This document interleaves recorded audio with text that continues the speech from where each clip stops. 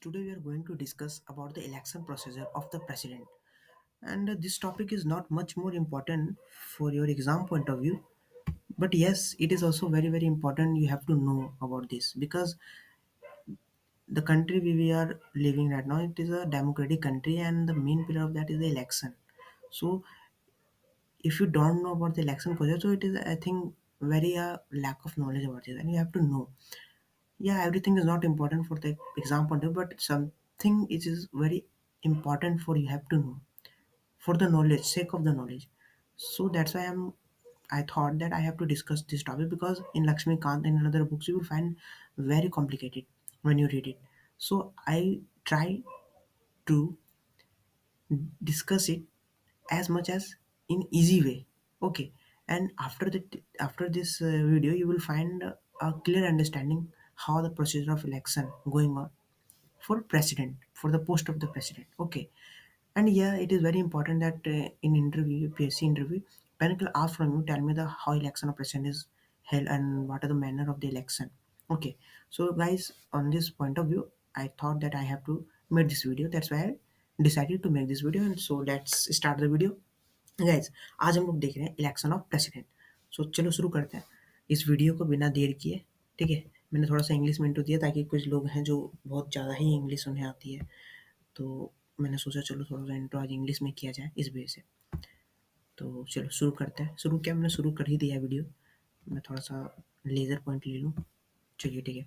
Election of president. Okay, ये जो manner है ना, how the procedure of election is of the president is mentioned in article 55. Okay, this is the point where the question can ask in your prelims examination. Okay, so article 55 mein it is described that what is the manner of the election for the president.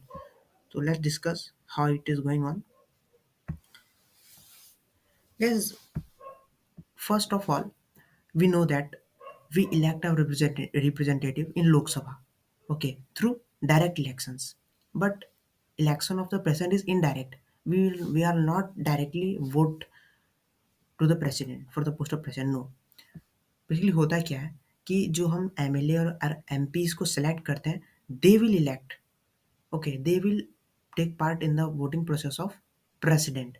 सो कैसे होता है, उसका procedure क्या है, MLAs कैसे vote करते हैं, MPs कैसे वोट करते हैं, तो वो हम लोग देखेंगे. तो वो होता है क्या ना, सबसे पहले क्या किया जाता है, जो एमएलए होता है ना, एक एमएलए, उस एक एमएलए का वोट वैल्यू निकाला जाता है. ठीक है, जैसे कि हम लोग वोट देते हैं तो हमारा ईच वोट का सिंगल वैल्यू होता है, वैसे एमएलए का भी ईच वोट का कुछ वैल्यू है. तो क्या वैल्यू है वो हम लोग देखते हैं, और उस वैल्यू को कैसे कैलकुलेट किया जाता है वो हम लोग देखेंगे. ठीक है. सो होता क्या है, जो जिस भी स्टेट का एमएलए है वो, ठीक है, तो उस पूरे स्टेट का जो पॉपुलेशन है, और ये जो पॉपुलेशन है ना, ये हम लोग एज पर सेंसस 1971 के अकॉर्डिंग जो है उसको गिनते हैं. उसके बाद क्या होता है, जो उसके उससे हम लोग डिवाइड कर देते हैं नंबर ऑफ इलेक्टेड एमएलए, जो टोटल एमएलएज हैं उससे, इंटू 1000. तो मान के चलो किसी स्टेट्स में इतने लोग हैं, लाइक एग्जाम्पल ले लिया हम लोग महाराष्ट्र का. ठीक है, टोटल इतना पॉपुलेशन है और टोटल इतने एमएलए हैं. तो जब हम उसको डिवाइड करते हैं 1000 से इंटू करते हैं, then we will get the value of vote value of each MLA, that is 175. वहाँ का हर एक एमएलए का जो वोट वैल्यू 175 है, तो हमें पता चल गया कि एमएलए का वोट का कितना वैल्यू, लाइक 175 यहाँ पे एग्जाम्पल में दिया.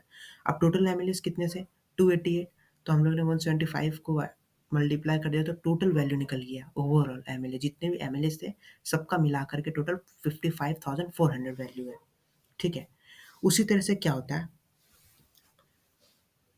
अब उसी तरह से हम लोग क्या करते हैं कि टोटल वैल्यू पूरे स्टेट्स का निकालते हैं, हर एक स्टेट्स का, और सबको ऐड कर देते हैं.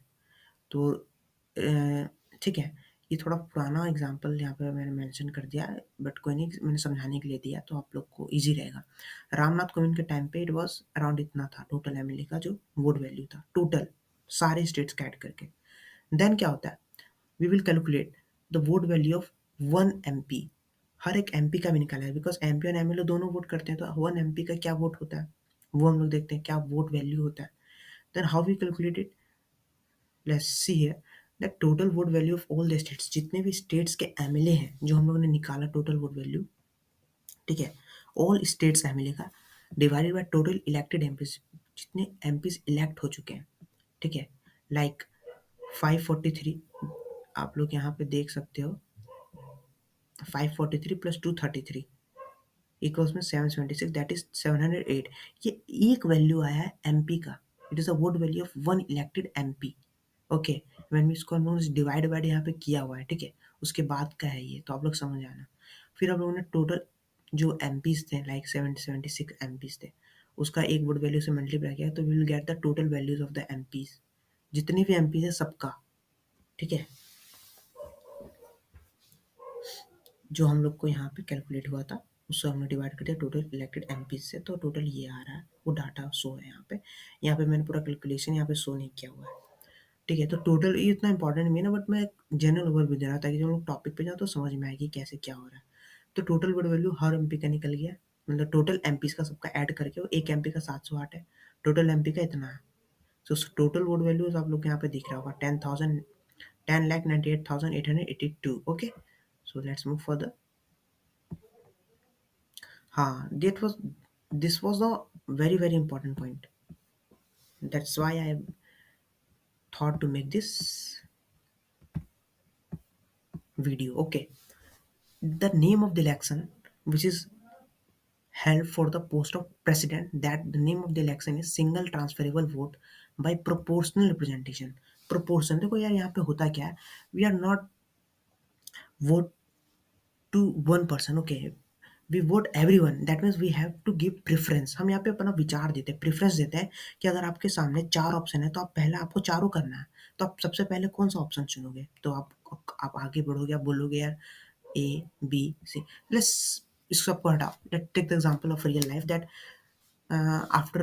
after selection in any government job or UPSC or in UPSC, you have some ideas, you have some goals that you have to do it। Okay, so the goals you give much important, you will do first, आप उसको पहले करोगे। तो according to that यहाँ पे भी वैसे ही होता है कि अब मेरे सामने चार लोग खड़े हैं ना, तो मुझे प्रेफरेंस देना है कि मैं ए को दूंगा, बी को दूंगा, सी को दूंगा, आपको सबको देना है। तो उसी से क्या होगा, एवरी वोटर, जो भी वोटर आएगा, has to give preference in voting for all four candidates, सभी को देंगे। लेट्स से सबने जब प्रेफरेंस दिया तो ए को टोटल जो प्रेफरेंस मिला 30% लोगों का मिला है, बी को 18% का, सी को 12% का, एंड डी को 14% का। But you have to keep one point in your mind, that जो विनिंग इलेक्शन का जो क्राइटेरिया है ना, इसमें जो जीतेगा दैट वाज द 51%, ठीक है, which is more than, if you want to win the election of president, you have to cross the quota which is more than 50%, then you will win and the election is and, election खत्म हो जाएगा। But जब तक election खत्म नहीं होता तब तक ये चलते रहेगा, और जो लास्ट में बचेगा वो जीत जाएगा, भी देखना। तो मैंने ए बी सी डी को यहाँ पे खड़ा कर दिया। लेट से ए को 30% मिला, बी को 18%, सी को 12%, डी को 40%। अब यहाँ पे क्या है ना कि जिसको सबसे कम मिला उसकी पर्ची खोली जाएगी, जितने में भी है। सी को जिस पर्ची में सी को फर्स्ट प्लेस पे रखा गया है, उन सब की पर्ची खोली जाएगी, ठीक है। अब जब सबकी पर्ची खोली जाएगी तो देखो क्या होता है, इन दिस जो लिस्ट वोट्स हैं विल बी रिजेक्टेड, उसको हटा दिया जाएगा। अब उस वोट में जो जो सी का पर्ची में सी फर्स्ट प्रेफरेंस पे था वो तो गया, वो तो हट चुका है। अब उसी पर्ची में जब सी के बाद ए का प्रेफरेंस होगा, बी का प्रेफरेंस होगा, या डी का प्रेफरेंस होगा, तो उन सबका पोजीशन तो ऊपर जाएगा ना, क्योंकि अब एक बंदा हट चुका है, तो उसका वोट क्या होगा, इसमें डिवाइड हो जाएगा, ठीक है। सी तो not in 12% of C, let say अब क्या हो गया, एक उसमें जो सी में जो था, ए को 6% था, बी को 2% और डी को 4%।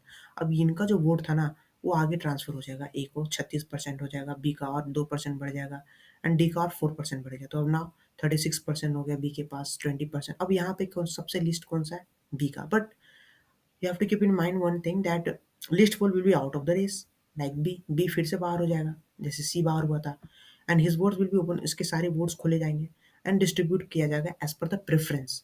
अब यहाँ पे देखा गया जब बी का सारा पर्ची करा होगा, ए को जो है टोटल 30% प्रेफरेंस मिला गया था उस पर्ची में, जिसमें बी जो था टॉप पे था, एंड डी को 7%। अब ये जो vote is again transfer to the again A and D with reference to their votes, means now A have total 49% and D is for 51%। So now we will get our president, D will become the president, D जो है president बन जाएगा। So ये किस छोटा सा chapter था, and I think it's very very useful for you, okay, and for the knowledge। It can also be asked in, like in first part of the video, in previous slide I tell you that it is mentioned in article 55, so this is the most important one for a prelims point of view or in other one day exams, so you have to keep in mind this point, okay। And in interview it can ask, and if not ask तो कोई बात नहीं यार, you have to know it, you have to know about, आपको पता होना चाहिए, because president is the head of the state, okay, he is a nominal head, so you have to know. That's why I thought कि यार चल बना था। अगर आपको नहीं जाना तो why it is given in the Laxmikanth और in other standard books, even in the NCERT it is also mention. तो वही था। तो I hope you like this video. अगर आपको अच्छा लगा हो तो शेयर करें, लाइक करें, एंड बाकी तो आपको पता ही है, सब्सक्राइब करें। तो चलिए मिलते हैं नेक्स्ट लेक्चर में जल्दी।